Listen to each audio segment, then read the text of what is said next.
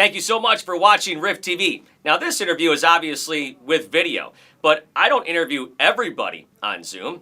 That's why I put it on my Talking Rock with Meltdown podcast. We talk to rock artists from all over the genre. So check out Talking Rock with Meltdown wherever you get your podcasts. And now to today's video interview. Hey, Ben, thanks so much for joining us. And I wanted to ask you, first of all, in all of your travels since you saw us last time here a few months back, have you run across a radio station with a better coffee machine? I have not, actually. And it's been a topic of conversation since that day too. So me and my wife are looking at a new house right now. And as we've been looking at the houses, I'm like, okay, there's Coffee Corner. There's where my big fucking coffee machine. Oh, I'm not allowed to swear. Sorry. Oh, you're fine. You're fine. Big coffee machine's going to go. I'm jealous. I have a little one still. I've not made it to the level of greatness that you guys have yet, but in our new house, I shall have one. All right. Well, I got the Pepsi here. I don't drink coffee, so it's like you can come over here. I've got a water and a coffee. All right. You're double fisting this early in the morning. Well, first of all, like I said, thanks for taking the time out with us here. What's going on in the AA camp? A lot of things starting to percolate for 2022, right?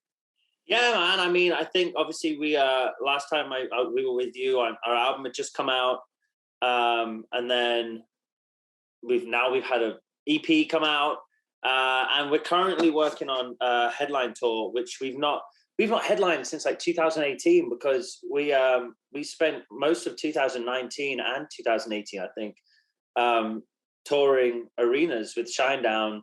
And so we just spent a lot of time with them sort of building up our fan base, and we were like, okay, it's time to go headline.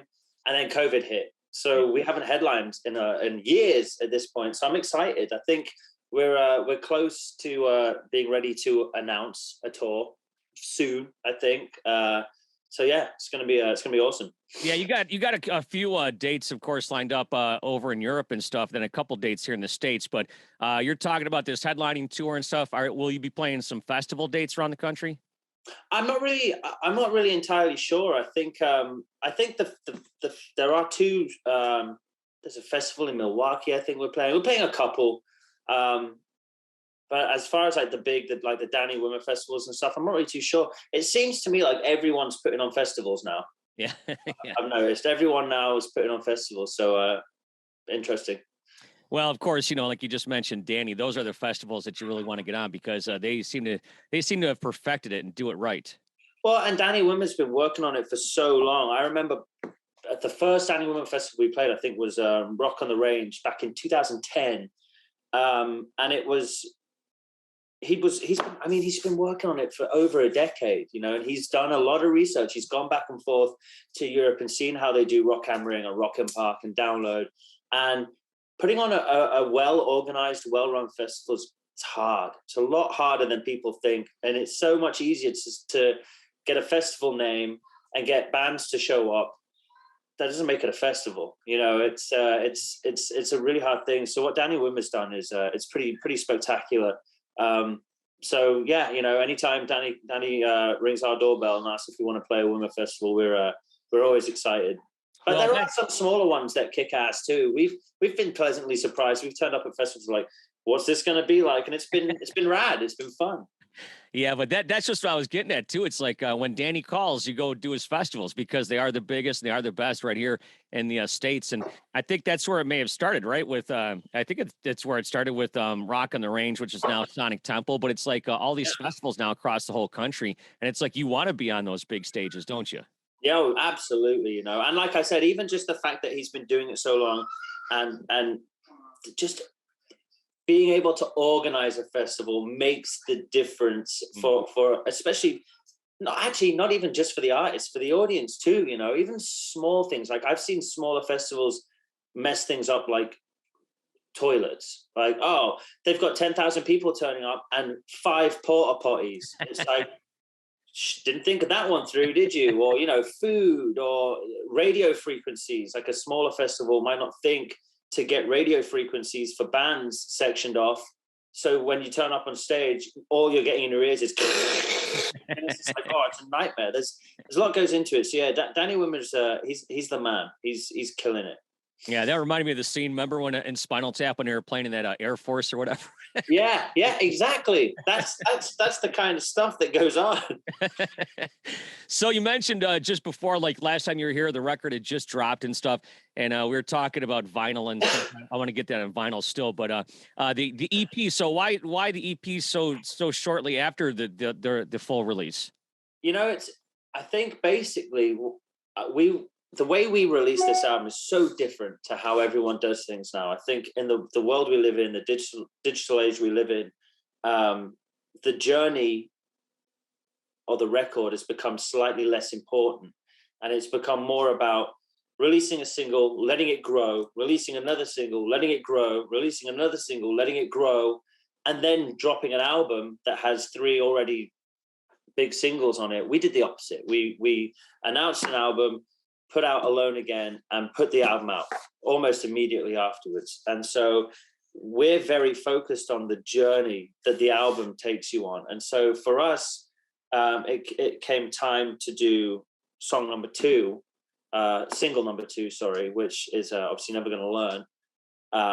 And we were like, well, how can we keep the journey going? How can we make this interesting and fun and enjoyable for our fans, instead of just going online and being like, this is single number 2 and serving it to radio? We wanted to do something around it just to make it feel more like, oh, this is another chapter in this epic journey of this album cycle. And so I think it's worked out really well. I think it's been really cool. It's given fans something new to listen to. It's reignited songs that we already have on the record that we're proud of, and I just think it's just a more interesting way of doing it, I think. Yeah, I was thinking about that as while I was getting ready to talk to you, that I'm not sure if any band has ever done it this way. Like, yeah, I can't think of any, and I'm enjoying it. It keeps things interesting, and I think it allows us to sort of really gauge everything too, because it's very easy nowadays to keep releasing singles and then tack them onto an album, and then at the end of it be like, look how big our album is. It's like, well, you've been servicing these songs for like a year at this point, all in all. It's not really a true way of releasing an album. And so, I think this way for us has just been a little bit more enjoyable. It's more exciting. And it's just allowed us to be more creative and have a little bit more freedom when it comes to the record and sharing things and new music and stuff with fans. I think next time we go to release the next single, we're already thinking about what we can do for that one to make that cool and exciting too. So it's just a different way of doing it. I don't know if it's better or worse, but we're really enjoying it.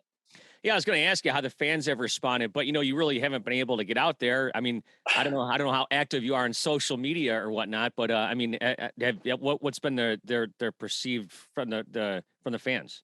I think from most of what I've seen, people are really excited by it, and I think people like that we've given them something new to listen to as well, which is funny, just because the world we live in now, it's so fast paced. You used to get an album like a Metallica album, and that was it for 4 years. That's right. That's it, but now it's like people are dropping songs every other day. It's become just a very fast-paced world. So I think our fans have enjoyed that we've given them some new stuff to sink their teeth into. And it's kind of just like, we haven't been able to tour because of COVID. So we're musicians. This is what we love doing, and so if we can't tour, we want to be creating music and sharing music as much as we can. Yeah, and and as I'm sitting here talking to you, you mentioned Metallica. You lived there for 4 years. So when you're a kid growing up, you're probably thinking to yourself, man, I wish my favorite band would do A, B, and C. And now you're in your band, and you can do that for the fans as well. Yeah, but at the same time too, I remember being a kid, and it's like, okay, you've got your, I don't know, let's just say it's your Killswitch Engage record or whatever, or an Avenged Sevenfold record, and I had it in my hand, and let's just say it's Avenged Sevenfold, City of Evil. I got it, I bought the CD. There's no way of knowing when the next one's coming out. Right. And to me, that was exciting, because then you've listened to this album, and you would listen to them to death. You know what I mean? Because there wasn't at your fingertips, every song in the whole wide world wasn't there. So you would listen to these records on repeat. And then you'd wake up one day and you'd find out, probably by flipping on TRL or MTV or something, you'd find out, oh God, there's a new Avenged Sevenfold record coming. And then you'd be stoked. You're like, I can't wait. And you'd wait for the release date and you'd go and grab your CD. And that's all gone. Like that's a thing of the past, which is sad to me, being a music fan myself. You know, it's like, you already know. It's like, hey, so they've released an album last year, so there'll be another one in about 12 months. And I know they'll start teasing it about 4 months before it comes out, and we'll get a single and then a music video. And kind of the mystique and the fun and excitement's kind of been lost, which is a shame, but it's just a different way of doing things, I think. And so for us to do this EP, I feel like it's kind of like, we're trying to recreate that excitement we had when we were kids. It's like, guess what? Here's more stuff. You didn't know that was coming. Yeah, I've done hundreds of interviews, maybe 1,000. I don't think anyone's ever brought up TRL, by the way. That's Total Request Live for anyone that doesn't remember that one. But hey, man, I mean, you got to go back in time sometimes. True. But yeah, you're right. It's funny. I was just talking with someone the other day about this, about how like the mystique is kind of gone now. It was Phil Varone, and Phil's around my age, and he grew up a big Kiss fan. And when you were a Kiss fan, and as a kid, that was like, you didn't know what was going on. Now it's like we know every aspect of what Kiss is doing in every minute of the day. I know. It's kind of a shame, but it's not even just music. It's everything, isn't it? It's like, how many times have you been out to a restaurant and you've looked over and someone's taking a picture of their sandwich? I'm like, why are you taking a picture of your sandwich? No one cares about your sandwich. That's right. Yeah. But here it is, world. Here's my sandwich I had today. Someone's online going, "Oh, is that bologna? Cool." Like, yeah, it's weird. I always thought that was strange, but this conversation is taking a strange turn. Let's get back to your New Devil. Talk about working with Maria Brink. I mean, she's awesome, and that song, by the way, fits her so perfectly. You know, it's so funny you say that, because the song was written and we were in the studio and I was writing it, and as soon as Danny opened his mouth and started singing the first verse, I was like, don't do a second verse. This song has to have Maria on it. Like, it wasn't even a question. Like you said, I could hear her voice on that song. I don't know what it is about that song. I don't know if it's the chord progression, the key, the vibe. I don't know, but it screamed Maria Brink. And so we've known that in this moment camp for a long time. We've crossed paths many, many times. More times I could count, festivals and stuff like that. So we've been friends for a while, but never had the chance or thought process, I guess, to collaborate on anything together before. But as soon as, like I said, as soon as that song started coming to fruition, I was like, it has to have Maria on it.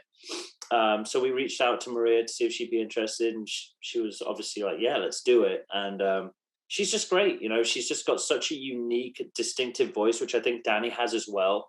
So to hear them together is, they really complement each other. And she was so quick about it. And it wasn't one of those things where we were like, these are the lyrics, this is the melody, do it, which is why her melody and Danny's melodies, they're just so different. We gave her complete artistic freedom to do what she wanted to do, lyrically, melody, flow, everything. Just we wanted her to put her stamp on the song, and it was great. I love it. She killed it. Yeah, no, it is, because you could collaborate with somebody and it just doesn't fit. It might not sound right, but that song sounds like it was written for her, or maybe even by her.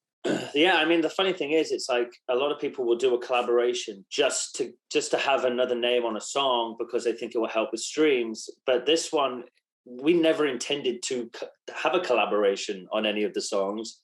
But like you said, that song just screamed her name. It was like she almost had to be on the song. It needed it.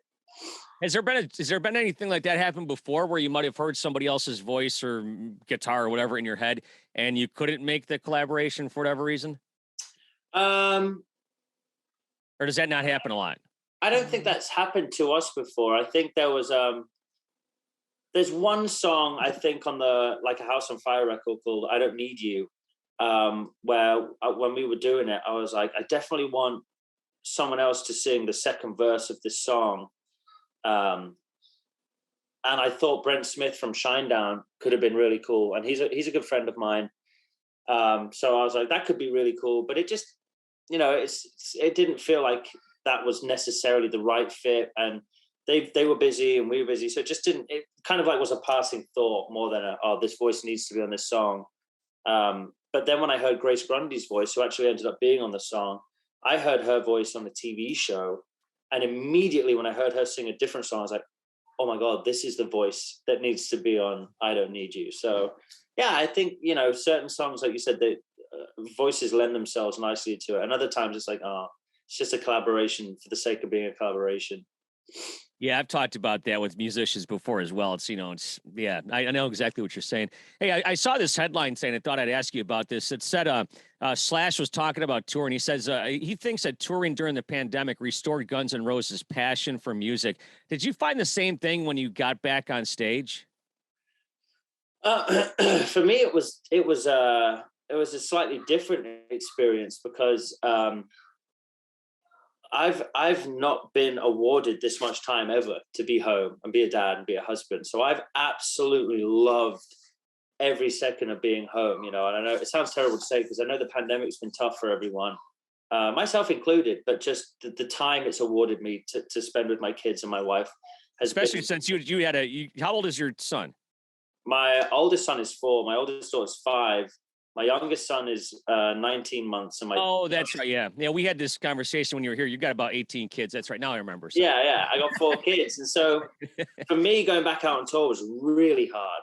The show was amazing. And I found myself revitalized and being on stage and being like, holy cow, I missed this. But everything surrounding touring all of a sudden became very, really very difficult, which it always is difficult, but really difficult this time. I'm like, man, I'm losing 23 hours of my day that I could be with my wife and kids for 1 awesome hour. But, you know, that 1 hour is absolutely spectacular. So, you know, it's worth it, but it's become increasingly difficult, I think. Well, like the old saying goes, you don't get paid for the hour you play, you get paid for the travel and everything else you have to put up with. Yeah, exactly. That's quite the saying. Yeah, you play for free, right? Exactly. Hey, I wanted to ask you about this. I was talking about this with Phil Verone last week as well. Did you see that Get Back documentary? No, I didn't. Oh, the Beatles one? Are you a Beatles fan? I'm a massive Beatles fan, but I didn't watch it yet because every time I go to watch it, I've got kids, so I don't get to. And so I'm like, you know what I do is I'm like, okay, we're going to go to bed and I'm going to watch it in bed. And then I get into bed and I hit play and 5 minutes in every time, I'm gone, I'm done. And I wake up the next morning and Moana or Frozen 2 is back on my TV screen. I got kids next to me. It's like, morning, Dad. I'm like, oh, missed out on that one again.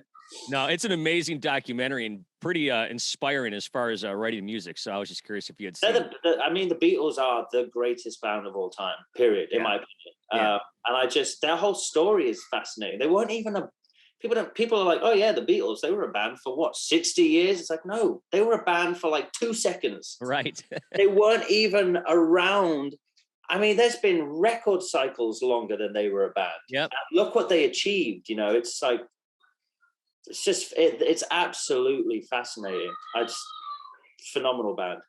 Well, I got a couple more things here for you. Then we'll cut you loose. So one of my friends, her name is Karen Newman, and she's the anthem singer for the Detroit Red Wings. And apparently, when I posted a picture with you guys here in the studio a few months ago, she gave me the business. How could I have you guys in here and not have her and her kids come in because they're huge fans? So I'm like, all right, I'll tell you what. I'll let you ask some questions. So her 19-year-old daughter wanted to know, is there anything unique about your songwriting process? I thought that was kind of an interesting question.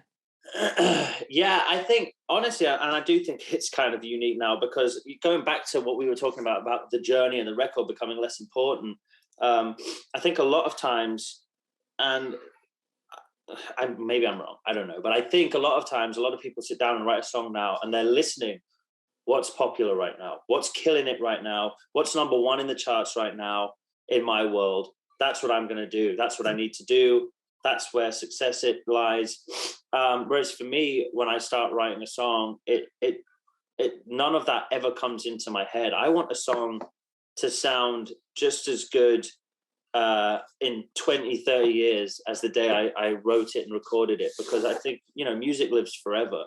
And I think that's something that's very unique to Asking Alexandria, which is why our records have always sounded so different. And it is all of our records. You know, people can go, well, why don't you sound like you used to? It's like, well, which one? Because Stand Up and Scream sounds completely different than Reckless. Reckless sounds different than From Death to Destiny. From Death to Destiny sounds different from The Black. You know, it's all, every record is different. And it's because I think we truly do write for ourselves. We have to love what we're writing. And the thought of, is this going to climb to number one, or what's relevant right now, or what's the big band in our world doing right now? That just never comes into our heads.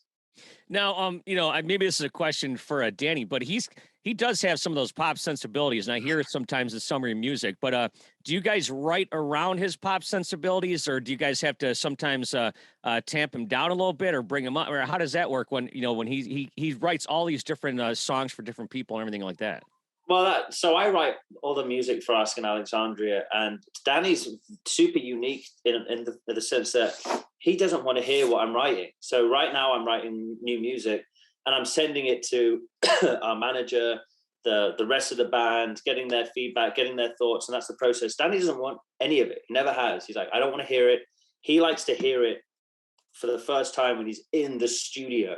So we always go to the studio like, I don't know what Danny's going to do on this one, because just like, you know, I love rock, I love metal, I love blues, I love country, I love pop. He's the same. He loves so many different kinds of music that, you know, and like I said, we're not really paying attention to what's popping right now. It has to be, what are we into? What are we feeling? What does the song feel like it needs from us at the time? And so with Danny, sometimes he's been on a massive Adele kick. And so he'll be hugely inspired and influenced by someone like Adele. And then other times he will have been listening to, you know, an old rock band like the Scorpions or something. And so you'll get the Scorpions. And that's what I think actually is so cool about Asking Alexandria is we can play a song. Okay, so this week we had 2 songs go gold. One of them was Moving On, which is like an 80s power ballad. Mm-hmm. And then the other one's Alone in a Room, which is not an 80s power ballad. It's a more modern rock song with, like you said, pop sensibilities as far as the vocals go. And I think that's what makes it so cool, is that, you know, we haven't stuck to a lane. We haven't just written the same song over and over again because we found success with it. We keep writing songs that we love, that we enjoy. And all of our influences combine to make these songs that sound unique and stand apart from one another. It's just cool, you know, and I think that people pick up on that. And that's why I was thinking about it today. I think we've got at least a single on every record, minus Reckless and Relentless, that's gone gold or is about to go gold. And that's crazy to think about in this day and age. And all of those songs sound completely different. Yeah. Yeah, that's true. Yeah. All right. Final thing here for you from Karen. Now, Karen, like I said, she was she's the national anthem singer for the Red Wings, the Detroit Red Wings, the hockey team here. That's pretty awesome, by the way. Yeah, she's been doing that for like over 30 years. She's the best. So anyways, she also toured back in the day as a backup singer with Kid Rock, like back around 20 years ago.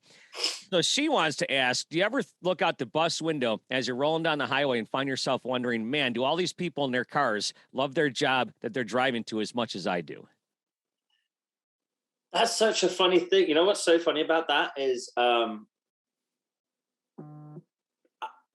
don't think so. I don't think we even look out the window when we're driving. It's so funny because I think the way that we tour and somehow how it's always worked is, well, in my younger days, we were all idiots and just too drunk to know where we were or pay attention to outside. And now we finish the show and like, I'll go to bed. I'll be like, okay, I'm done. And I'll fall asleep. And the whole drive, I'll be sleeping and I'll wake up in the next city.